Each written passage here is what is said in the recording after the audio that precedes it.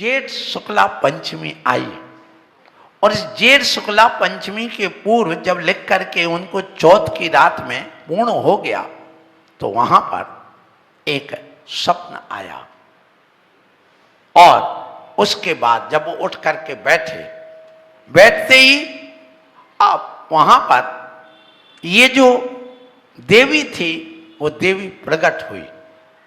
कौन सी देवी प्रकट हुई?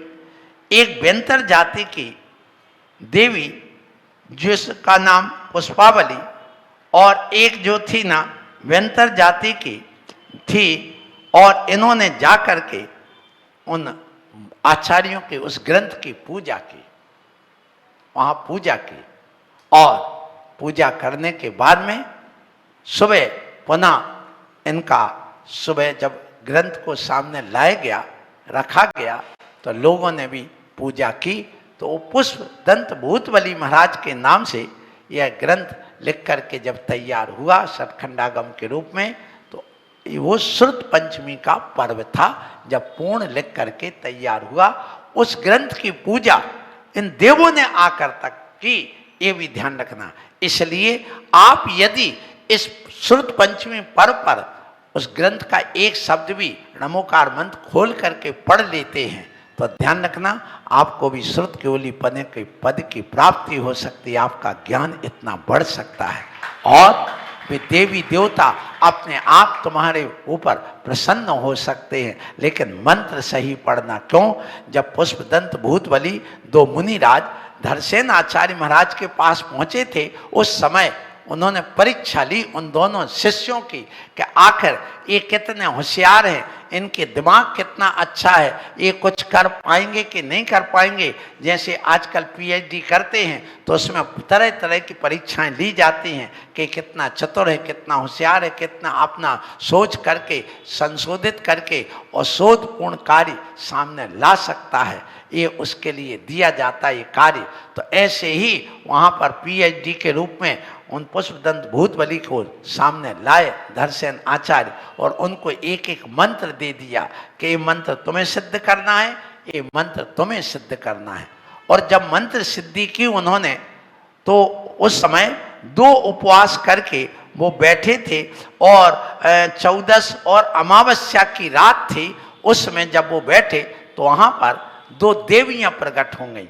एक महाराज के सामने एक देवी, दूसरे महाराज के सामने दूसरी देवी प्रकट हो गई रात में जब वो बैठे थे ध्यान में तप कर रहे थे। और वो शोरगुल करने लगी और कहने लगी मैं खुश हूं और तुम बताओ मुझे क्या करना, आपने क्यों याद किया मंत्र सिद्धि करके, इसलिए मैं आई हूं। जब उन्होंने देखा कि एक देवी की एक आंख कम है और एक देवी का एक दांत अधिक है, बाहर निकला हुआ है, तो उनको संदेह हुआ कि आखिर ये क्यों है। उन्होंने कुछ नहीं बोला, अपना काम करते रहे। फिर सुबह जब दोनों मुनि मिले अपनी अपनी गुफा से निकल करके उन्होंने अपनी अपनी बात बताई कि रात में मुझे एक देवी प्रकट हुई जिसकी एक दांत बाहर निकला था और एक कहते एक देवी की आंख कम थी।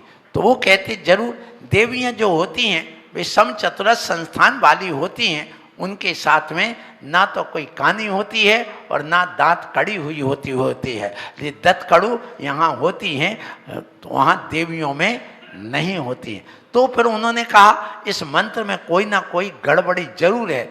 जब उन्होंने पुनः मंत्र पढ़ा तो देखा कि मंत्र में जो समान मात्राएं होती हैं, एक मंत्र में एक मात्रा कम है और एक मंत्र में एक मात्रा ज़्यादा है। तो उन्होंने उस मात्रा को वहाँ से निकाल करके दूसरे में लगा दिया। फिर अमावस्या की रात को पुनः जब वो बैठे ध्यान करने के लिए पुनः वह देवी प्रकट हो गई। वो समचतुरस्र संस्थान की अच्छी थी। और फिर उसके बाद में सुबह उठ करके उन्होंने आपस में वार्तालाप करके गुरु के पास जा करके सारी घटना बताई कि 2 रात में ऐसी ऐसी घटना हुई। तो गुरु महाराज ने धरसेन आचार्य महाराज ने कहा मैंने ये जो मंत्र दिया था चला करके एक एक मंत्र में एक एक मात्रा कम बढ़ करके दी थी कि ये पता चल जाए कि तुम बुद्धिमान हो कि नहीं, तुम्हारी बुद्धि कितनी चलती है, तुम ग्रंथ लिखने लायक हो कि नहीं हो। ये परीक्षा करने के लिए हमने ये मंत्र में एक मात्रा कम और अधिक रखी थी।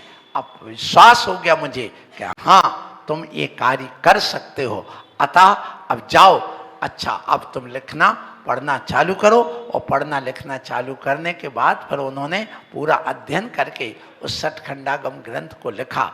आज जो हमारे सामने जिनवाणी माँ हैं, ये उस वही है जो उन्होंने लिखी थी। यदि उन्होंने नहीं लिखा होता तो आज हम कहाँ होते, कैसे जिन आगम को समझते, ये तो हमारी कल्पना से परे है। मैंने सैकड़ों बार नहीं हजारों बार ये बात कही है। जो लोग कहते हैं कि हमारे ग्रंथ पढ़े, हमारे ग्रंथ पढ़े, हमारे ग्रंथ पढ़े और सब हमारा पुराना ग्रंथ हम पूछना चाहते हैं, चाहे वो बाइबल वाले हों, चाहे वो कुरान वाले हों, चाहे वो पुराण वाले हों, चाहे गीता वाले हों, चाहे महाभारत वाले हों, हमें तो जैसे ताड़ पत्र पर लिखे हुए हमारे पुराने ग्रंथ हैं। जब कागज ही नहीं बना था उस समय के ग्रंथ ला के बताओ तो हम मानेंगे कि सबसे बड़े ग्रंथ हमारे हैं। क्योंकि जब आज इतिहास में हम देखते हैं, वर्तमान इतिहास की बात करते हैं, उस समय ध्यान रखिएगा कि भगवान की कल्पना कैसे आई, ऐसे तर्क लोगों ने किया। जबकि जैन दर्शन में ये नहीं है। जैन दर्शन कहता ये प्रकृति अपने आप परिवर्तित होती है, इसको ना कोई भगवान संभाले है, ना इसकी कोई रचना करता है, ना इसका विनाश करता है। लेकिन जब इस आकाश में जैसे विस्फोट आने वाले समय में पुनः होने वाला है, जब छठम काल, जब पृथ्वी पर प्रलय आएगा, जैन दर्शन जो विज्ञान सिद्ध कर रहा वो पहले से कहता है कि क्या क्या होता है। तो जब यहाँ धरती पर विस्फोट हुए, तरह तरह की बातें हुई, तो उस समय विज्ञान कहता है कि आकाश में एक विस्फोट हुआ और विस्फोट हुआ, फटा बहुत बड़ा वह सूर्य का गोला।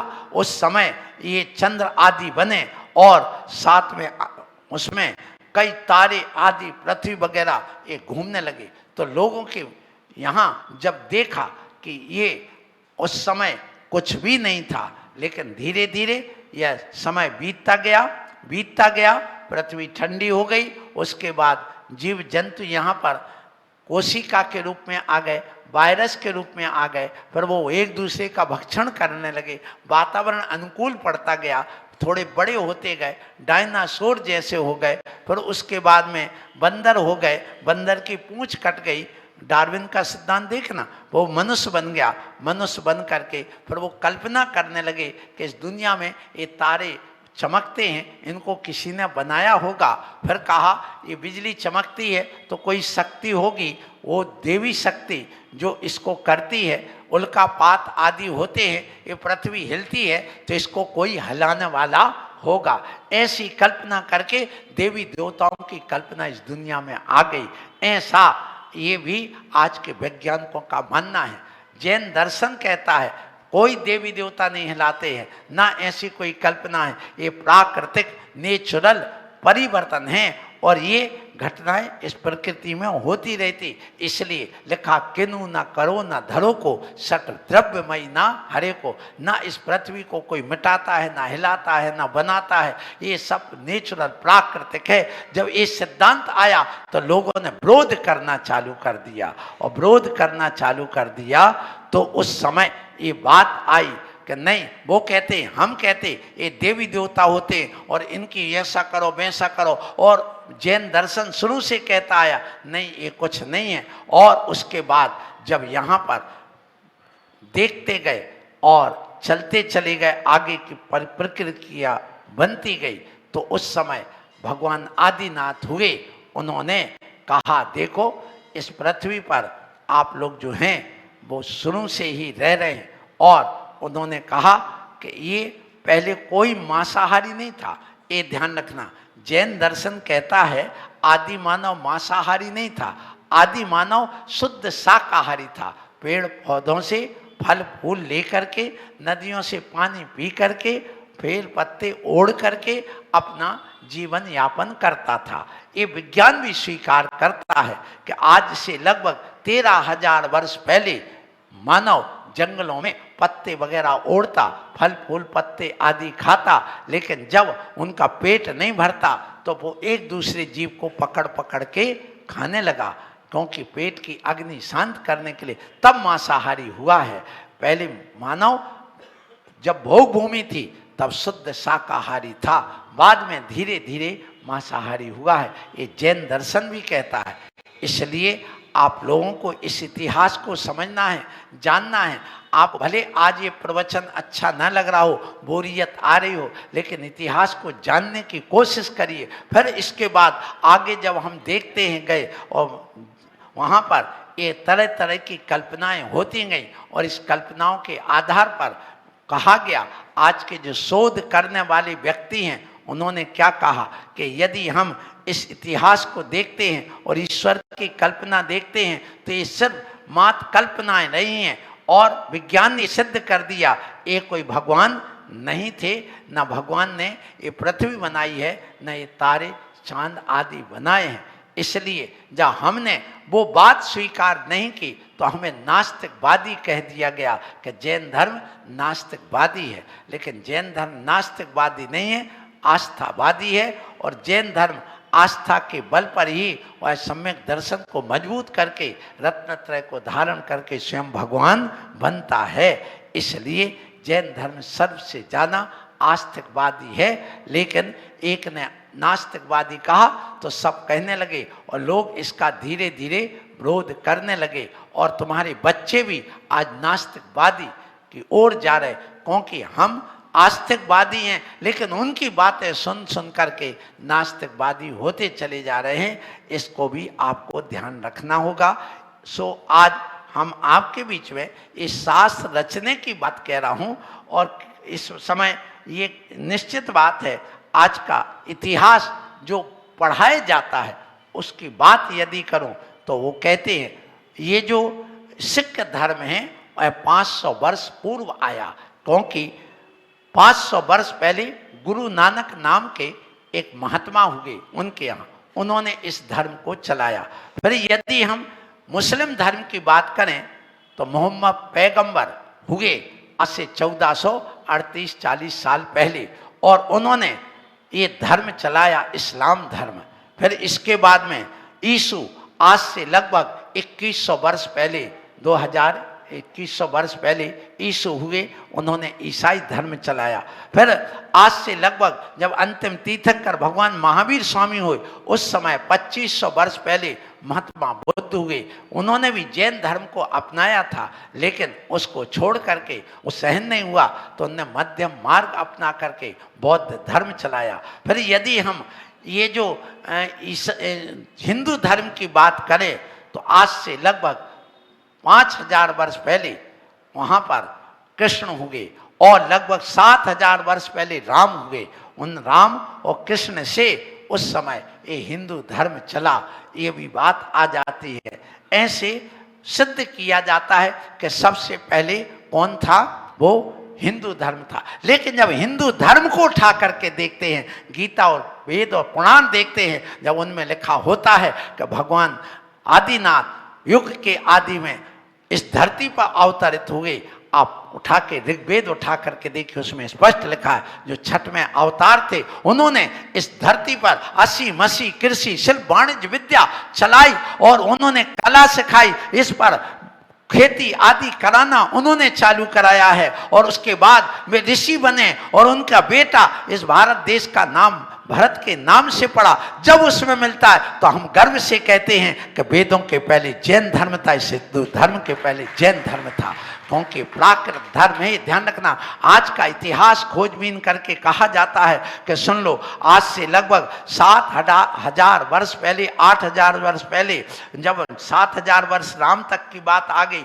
उसके बाद जब हम देखते हैं तो वहाँ पर जंगलों में फल फूल खाते थे, उसके बाद मांसाहारी हुए। ये विज्ञान स्वीकार करता है कि 7-8 हजार वर्ष पहले व्यक्ति मांसाहारी नहीं था, उसके बाद का मांसाहारी हुआ विज्ञान के अनुसार। फिर इसके बाद में वो कहते हैं कि देखिए लगभग 13,000 वर्ष पहले विज्ञान कहता है, इतिहास जो पढ़ाया जाता उस समय यहाँ पर मर्यादा की बात आई उसके पहले नग्न दिगंबर भी रहते थे, लेकिन उसके बाद कपड़े डालना चालू कर दिया, मर्यादा की शुरुआत हो गई। फिर उसके बाद में राजनीति चालू हो गई और उसके बाद कपड़े बनने की परंपरा आज से 8000 वर्ष पहले प्रारंभ हुई थी। उसके पहले कपड़ा नहीं था। और 5000 वर्ष पहले नहीं 3000 वर्ष पहले कागज बनने की परंपरा आई थी, कागज कैसे बनाया जाए। और आज से लगभग ये मान के चलो कि 2000 वर्ष पहले प्रिंट होना चालू हुआ था, इसलिए कागज पर नहीं वो ताड़ पत्री पर लिखोगे। और इनका ये कहना है कि जो ये ईंट आदि और पत्थरों के मकान बनाने की बात करते, पत्थर के मकान तो पहले बनते थे, लेकिन ईंट बनना लगभग 9000 वर्ष पहले प्रारंभ हुई है। और इस प्रकार से जब हम अलग अलग बात करते हैं तो वहाँ पर उन्होंने ये भी शोध करके बताया कि जो भाषा की शुरुआत इंग्लिश भाषा है, संस्कृत भाषा, इसकी 4000 वर्ष पहले शुरुआत हुई। उसके पहले नेचुरल प्राकृतिक भाषा थी, उसमें कोई व्याकरण नहीं पढ़ाई जाती थी। जैसे माँ, ये प्राकृत भाषा थी, हम भी माँ कहते हैं। और ये प्राकृत भाषा में माँ भगवान आदिनाथ ने हा माँ धिक करके माँ आदि एक ज्ञान कराया था। वही दंड संहिता थी उस समय और वही प्राकृत भाषा थी, क्योंकि प्राकृत भाषा में बहुत सारे दोष थे वो हमारे ग्रंथों में। फिर जब उस भाषा को अच्छे ढंग से व्याकरण संबंधी दोषों को हटा गया तो उसको संस्कारित किया गया। माने जब प्राकृत भाषा को संस्कारित किया गया तब वह जा करके संस्कृत भाषा कहलाई। मतलब संस्कृत भाषा जो देवों की भाषा कहलाती, जिसमें ये गीता वेद आदि लिखे, ये बाद की भाषा है। प्राकृत भाषा हमारी पहले की है। ये गर्व से कहो कि हमारी भाषा प्राचीन भाषा, अनादिकालीन भाषा है। इसलिए हे जैनियों, आप अपने आप को समझिए। लेकिन ये पच नहीं रहा। आज की दुनिया में लोगों को यही परिणाम रख रहा है कि लोगों ने ईर्ष्या पैदा की है और इस धर्म को नीचे गिराने की बात की है। फिर भी हम अपना धर्म यहाँ तक लेकर के आए हैं। हमें किसी से ईर्ष्या नहीं, हम सबको अपना मानते हैं, क्योंकि हम अनेकांतवादी हैं, एकांतवादी नहीं। हम स्यादवादवादी हैं, हम स्वादवादी नहीं हैं। हम अपने आप में आस्थावादी हैं, आतंकवादी नहीं हैं। हम सबको गले लगाने की बात करते हैं, गला काटने की बात नहीं करते हैं। इसलिए ये सब धर्म लेकर के हम यहाँ तक आए हैं। और आज श्रुत पंचमी पर्व की बात जो मैं कह रहा हूँ वो इसलिए कह रहा हूँ क्योंकि अपन को भी इस ग्रंथों की अपनी रक्षा करना है। कोई विचार करोगे तो आपके जय जिनवाणी की रक्षा हो सकेगी। तो यह श्रुत पंचमी पर्व जिनवाणी रक्षा का पर्व है, जो अन्यत्र नहीं मनाया जाता, सिर्फ जैन धर्म में मनाया जाता है। ऐसे ये जिनवाणी की रक्षा का यह पर्व है, उद्भव का नहीं। उद्भव तो अनादिकाल से है। इसलिए जिनवाणी रक्षा के पर्व में, उसकी पूजा के पर्व में आप इसको मनाएं। शेष बात कल करूँगा। बोलो महावीर भगवान।